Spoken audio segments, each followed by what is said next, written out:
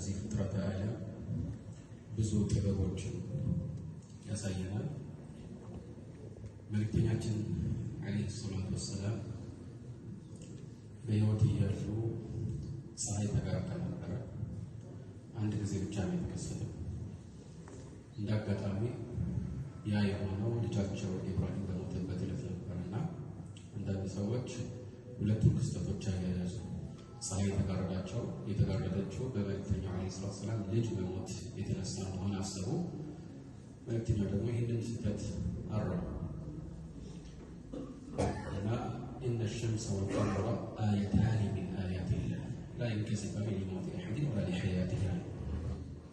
ጨረቃና ፀሐይ ከአላህ ምልክቶች ወይም ተአምራት መካከል ሁለቱ ምልክቶች ናቸው እና ለአንድ ሰው መሞት ወይም መወለድ ተብለው አይጋረዱም ማለት ነው።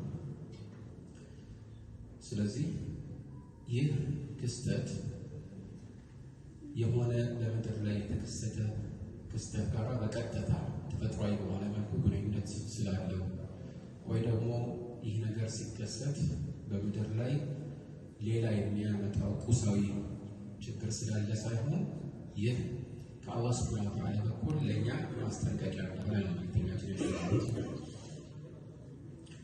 ለፀሐይ ወይም ለጨረቃ መጋረድ ሁለት አይነት ምክንያቶች ሊኖሩ ይችላሉ። አንደኛው ሰበብ ከውንይ ነው፣ ሁለተኛው ደግሞ ሰበብ ሸርዒ። ሰበብ ከውንይ ማለት በተፈጥሮ ወይም ደግሞ በስነ ፈለክ የሚታወቅ ሁሉም ሊረዳው የሚችል ምክንያት ነው እና ያም ደግሞ እንደሚታወቀው ለምሳሌ የጨረቃ መጋረድ ብንመለከት ምድር በፀሐይና በጨረቃ መካከል በምትሆንበት ጊዜ የፀሐይ ብርሃን ስለምትጋርዳት ጨረቃ ማንጸባረቃችን የራሷ ብርሃን የላት። አላህ ቁርአን ላይ ወለዚ ጀዐለ ሸምሰ ዲያአን ወልቀመረ ኑረን፣ ፀሐይን ብርሃን ብቻ ሳይሆን ሙቀት ያለ እንደሆነ ሲገልጽልን ዲያ በሚለው ቃል ያበራው፣ ጨረቃን ደግሞ ብርሃን ብቻ ኑር ማለት ነው። ምክንያቱም የራሷ ብርሃን የላትም እና ማለት ነው። ነገር ግን ይህ ክስተት ሌላ ሸሪዓዊ የሆነ ምክንያት መኖሩን የሚጋፋ አይደለም። ሁለቱ የሚጣረሱ አይደለም እና አንዳንድ ሰዎች ይህ እንዴት አላህ ሱብሓነሁ ወተዓላ ሰዎችን የሚያስፈራራበት ምልክት ነው ትላላችሁ? ከምን አንጻር እንደሚከሰት በሳይንስ ይታወቃል ይላሉ። ሐቂቀትን ይህ የታወቀው ዛሬ አይደለም። ድሮ ዑለማዎቻችን በፊቅህ ኪታቦች ላይ ከምን አንጻር እንደሚከሰት አብራርተው ጨርሰዋል። ግን ይህ አንድ ቁሳዊ ወይም ተፈጥሯዊ በፍጥረተ ዓለም ሂደትና ክንውን አማካኝነት የሚፈጠሩ እንደሆነ የታወቀ እና ይህንን ማወቅ የሚደንቅ አይደለም። ልክ ከጁሙዓ በኋላ ቅዳሜ አለ፣ ከቅዳሜ በኋላ እሑድ አለ ብሎ እንደማወቅ። ምክንያቱም የእነዚህን ፍጥረታት እንቅስቃሴ በማስላት የሚደረግ ስለሆነ ማለት ነው። ነገር ግን ይህ ሌላ ሸሪዓዊ ምክንያት የሚሆነው ይህ ሸሪዓዊ ምክንያት አላህ ሰዎችን የሚያስፈራራበት ክስተት መሆኑ ነው። አንዳንድ ክስተቶች እንደዚህ ናቸው። ከምን አንጻር እንደተከሰቱ ማብራራት ይቻል ይሆናል። ግን አላህ እነዚህ ክስተቶች በእንዲህ አይነት ሁኔታ በዚህ ቅጽበት መፈጸሙ ራሱን የቻለ ጥበብ ነው፣ እኛን እያስፈራራበት ነው። ወሊዛሊክ ቅድም በጀመርኩት ሐዲስ ላይ መልእክተኛችን አለይሂ ሰላቱ ወሰላም ምን አሉ? ኢነ ሸምሰ ወልቀመረ አየታኒ ሚን አያቲላህ ላ የንከሲፋኒ ሊመውቲ አሐዲን ወላ ሊሐያቲህ። ሌላ ዘገባ ላይ ዩኸዊፉ ላሁ ቢሂማ ዒባደሁ። አላህ ሱብሓነሁ ወተዓላ ባሮቹን በእነዚህ በሁለት በፀሐይና በጨረቃ በሁለት ፍጡሮች ያስፈራራል። የአላህ ማስፈራሪያ እውነተኛ ማስፈራሪያ፣ አላህ ከፈለገ ሰዎችን ይቀጣቸዋል። ስለዚህ ምንም እንኳን ተፈጥሯዊ ይዘቱ ቢታወቅም ነገር ግን በዚህ ቅጽበት መከሰቱ ራሱን የቻለ ጥበብ አለው። የወንጀል መብዛትን ያሳያል። አላህ ሰዎች እንዲጠነቀቁ ምልክት እየሰጣቸው ነው። ከሱ ትውስታ ማራቃቸውንም እያስታወሳቸው ነው እና ነገሩ ቀላል አይደለም። ብዙ ሰዎች እንደሚያቃልሉት ትልቅ ምልክት ነው። ወሊዛሊክ መልእክተኛው አለይሂ ሰላቱ ወሰላም ይህንን ከማወቃቸው ጋር ይህ በተከሰተ ጊዜ በጣም ደንግጠው ነበር። ልብሳቸውን እየጎተቱ ደንግጠው ነበር ወደ መስጂድ ቶሎ የሄዱት ማለት ነው። ወሊዛሊክ ናሉ ቀጥለው ፈኢዛ ረአይቱሙሁማ فادعوا الله وصلوا حتى ينكشف ما بكم في لفظ حتى ينجلي እነዚህ ሁለቱ ምልክቶች ባያችሁ ጊዜ ወይ የሁለቱ መጋረጃ ባያችሁ ጊዜ አላህን ለምኑ ሶላት መስገዱ እስከ መቼ እስኪገለጥላችሁ ድረስ እስኪገለጥላችሁ ድረስ በዚህ መሰረት በዚህ መልኩ ወደ አላህ ተናንሳችሁ እሱን ተማጸኑት ነው። ሌላ ቦታ ላይ ዚክርን ማብዛት ነው የሚያሳይ ትእዛዝን አስተላልፏል። ዋናው ቁም ነገር ግን አሁን የፈሰምነው ሶላት ነው። በዚህ ማንኛው ዘገባ ላይ ፈፍዘዑ ኢለ ሶላት ቶሎ በተጣደፈ መልኩ ወደ ሶላት ተጣድፋችሁ ነው እና ይህ ትልቅ ምክር ነው። ዛሬ ምን አይነት ሁኔታ ላይ እንዳለ ሁላችንም እናውቃለን። ብዙዎቻችን ከአላህ ሕግ ምን ያህል ተራቀን፣ እኛ ባንርቅ ቤተሰቦቻችን፣ እነሱ ባይርቁ ዘመዶቻችን፣ ጓደኞቻችን፣ ያለንበት ማህበረሰብ የአላህን ሕግ ከማስፈጸም ምን ያህል እንደራቀ የታወቀ። ይህ ማስጠንቀቂያ ወደ አላህ ሱብሓነሁ ወተዓላ እውነተኛ በሆነ መስፈርቱን ባሟላ ጸጸት መመለስ አለብን። ተውበት የሁል ጊዜ ግዴታ ነው። ቃለ ተዓላ ወቱቡ ኢለላህ ጀሚዐን አዩሀል ሙእሚኑን ለዐለኩም ቱፍሊሑን። እናንተ አማኞች ሆይ ሁላችሁም አንድ ላይ ወደ አላህ ተመለሱ ይለናል። የሁሉም ግዴታ ነው። አይኔ ደህና ነኝ ሶላት እሰግዳለሁ ይህን ያህል ዒባዳ ተሰማሪ ተውበት አላደርግም አይባል። መልእክተኛው ዓለይሂ ሰላቱ ወሰላም አዩሀ ናስ ቱቡ ኢለላህ ወስተግፊሩ ፈኢኒ አቱቡ ፊል የውሚ 70 መራ ሌላ ዘገባ ላይ 100 መራ ይላል። እናንተ ሰዎች ወደ አላህ ተመለሱ እሱንም ይቅርታ ጠይቁት እኔ በቀን እስከ 100 ጊዜ ድረስ 70 ጊዜ ወይም እስከ 100 ጊዜ ድረስ ወደ አላህ መለሳለሁ ይላል። እሳቸው ከመሆናቸው ጋር ማለት ነው። ከአጎታቸው አልዓባስ ብን ዓብድልሙጠሊብ ከተወሩ ዘገባዎች መካከል ማ ነዘለ በላኡ ኢላ ቢደንብ ወማ ሩፊዐ ኢላ ቢተውባ ይላል። ከሰማይ የሚመጣ መዓት የሚወርደው በወንጀል የተነሳ ነው ይላል። ወማ ሩፊዐ ኢላ ቢተውባ የሚነሳው ደግሞ በተውበት ነው፣ ወደ አላህ በጸጸት በመመለስ ነው ይላል። እና ናም ወንጀል ብዙ ተወስዞ ነው የሚመጣው። በዱንያ ላይ ራሱ የሚንጸባረቁ ብዙ ችግሮች አሉ። ወማ አሷበኩም ሚን ሙሲበትን ፈቢማ ከሰበት አይዲኩም ወየዕፉ ዐን ከሲር። ከሙሲባ ከችግር ምንም ያህል ቢያጋጥማችሁ እጃችሁ በሰራው ነው አለ። ያ ብቻ ሳይሆን አላህ ከብዙ ይቅር ብሏችሁ ከብዙ ይቅር ብሏችሁ በትንሹ ብቻ እንደዚህ የሚፈትናችሁ ማለት ነው እንጂ በሰራነው ወንጀል ሁሉ ቢዘን ኖሮ የሚተርፍ ተንቀሳቃሽ እንስሳ ራሱ በምድር ላይ አይኖርም ነበር። ስለዚህ ሁላችንም ወደ አላህ መመለሳችን ግዴታ ነው። መልካም ስራ ማብዛት፣ በተለይ ደግሞ ሐታ በእንዲህ አይነት ወቅት ከኩሱፍ ወይም ከፀሐይ መጋረድ ጋር ላይ ይዘው የመከሩት ደግሞ ሰደቃ ማብዛት፣ ምጽዋት ለተቸገሩ የሆነ እርዳታ ባገኘነው አጋጣሚ መፈጸም ትልቅ ዒባዳ ነው።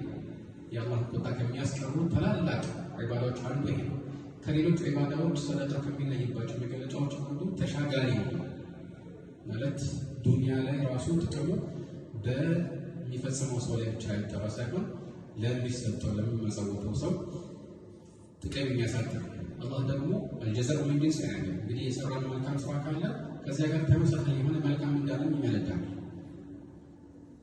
እና በሚታወቅ ሐዲስ ላይ መልእክተኛችን ዓለይሂ ሰላቱ ወሰላም መን የሰረ ዐላ ሙዕሲሪን የሰረ ላሁ ለሁ ፊ ዱንያ ወልአኺራ ይላል።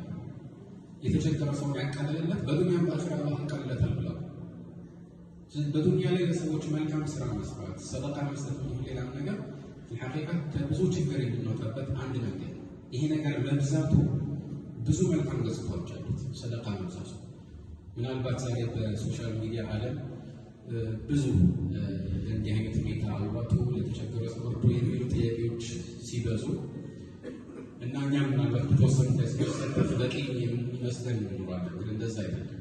ከኸይር መጥገባችን አማኝ የሆነ ሰው መልካም ስራ ሰርቻለሁ ይበቃኛል። በዚህ ላይ ደግሞ ሰደቃ እንደምታውቁት ገንዘብን አያገኙም።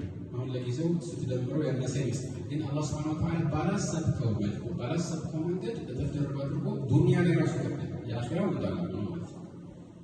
ከዚህ አንፃር ይህ ማስተማመኛ ያለው መልካም ስራ ሰዎች ንግድ ላይ ሲሰማሩ አተርፍ ይሆን አከስር እያሉ ብዙ አውጥተው ብዙ ሰው አማክረው ነው ወደዛ ቦታ በጥንቃቄ የሚገቡት ወይም የሚሰማሩት።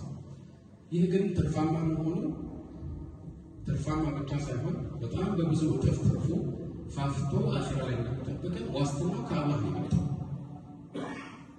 እንዲያውም ዱንያ ላይ ራሱ እንደማይጨርስ ተነገረ፣ ገንዘብን እንደሚያፋፋ ተነገረ። እንግዲህ ማስረጃዎቹ ነው መዘርዘር ያስፈልጋል። በእንዲህ አይነት መልካም ስራ ላይ መሽቀዳደር አንድ ትልቅ ነገር ነው። ስለዚህ ሁላችንም ይህንን ምልክት እንደ ቁም ነገር እንወስድ፣ ከአላህ ሱብሓነሁ ወተዓላ በኩል የመጣ ማስጠንቀቂያ እንደሆነ እናስብ። እንደ ማህበረሰብም እንደ ግልም ሁላችንም ወደ አላህ መመለስ ላይ ትልቅ አስተዋጽኦ ሊኖረን ይገባል እንጂ ያለ ምክንያት ነገሮች በዚህ መልኩ አላህ ዘንድ አይከሰትም። አላህ ዘንድ ያለ ጥበብ ያለ ምክንያት በአጋጣሚ የሚፈጠር ነገር ይህንን ማሰብ ያስፈልጋል። አላህ ሁላችንም በመልካም ስራ ላይ የምንጸና ከወንጀል የምንርቅ በተውበት ወደሱ እየተመለስን ደረጃችንን ከፍ የምናደርግና አላህ ከወደዳቸው ተመላሾች እንዲያደርገን ማጸናለን። አላህ ከሚወዳቸው ሰዎች መካከል ኢነላህ ዩሂቡ ተዋቢን ወዩሂቡ ሙተጠሂሪን። ወንጀል መስራት እኮ ማንም ይሰራል። ከወንጀል ሙሉ ለሙሉ የተጠበቀ ንጹህ የሆነ ግለሰብ በሙስሊሞችም በሌሎችም ዘንድ እንደሚታወቅ ሌሎቹ ናቸው በመሰረቱ። ግን በዚህ መልኩ ማንም ጥብቅ የሆነ የለም። ግን ቁም ነገሩ ምንድን ነው? ቁም ነገሩ ወደ አላህ መመለስ። ለዚህ ነው አላህ የጀነት ሰዎችን መገለጫ ሲያወሳ የጀነት ሰዎችን መገለጫ ሲያወሳ ወኡዝሊፈት ጀነቱ ሊልሙተቂነ ገይረ በዒድ ሃዛ ማ ቱዐዱነ ሊኩሊ አዋቢን ሐፊዝ። ይህ ቃል የምትገቡት ነው ለማን? በጣም ወደ አላህ ተመላሽ ነው ማለት ነው። አዋብ። ስለዚህ ወንጀል መስራት ማለት ነው። ግን ወንጀል ስራ ቶሎ ወደ አላህ መመለሱ የጀነት ስራ ያደርገዋል። መልእክተኛው ዐለይሂ ሰላቱ ወሰላም كما سعيد مسلم حديث ابي هريره قال لو لم تذنبوا لذهب الله بكم ولجاء بقوم اخرين يذنبون فيستغفرون الله تعالى فيغفرون. ان انت وجل بتسوره الله እናንተን አሰግዶ ከዛ ወንጀል ሰርቶ እሱ ይቅርታ የሚጠይቁ ሰዎችን ይተካ ነበር። እናንተ ወንጀል ባትሰሩ እናንተን አሰግዶ ወንጀል ሰርቶ ይቅርታ የሚጠይቁ ሰዎችን ይተካ ነበር። ለምን? ምክንያቱም አላህ ገፋር ነው፣ በጣም መሀል። የዚህ ስሙ መገለጫ በምድር ላይ ይታያል። ስለዚህ ወንጀል ተጽዕኖ አለው፣ ልብን ያቆሽሻል። አንድ ሰው በዚህ ላይ የሞተኝ ብሎ ለረጅም ጊዜ ሲገፋበት በጣም ከባድ ተጽዕኖ ያሳድርበታል። ግን ተስፋ መቁረጥ አያስፈልግም። ወንጀል የሰራ ሰው አይኔ ቆይ የሆነ ጊዜ ተውበት አደርጋለሁ ብሎ ተውበቱን ሊያቆይ ያደርጋል። እኔ እንደዚህ ነኝ የዲን ሰው አይደለም የሚባል ነገር የለም። አላህ ዘንድ ማን የተሻለ ደረጃ እንዳለው አላህ ብቻ ነው።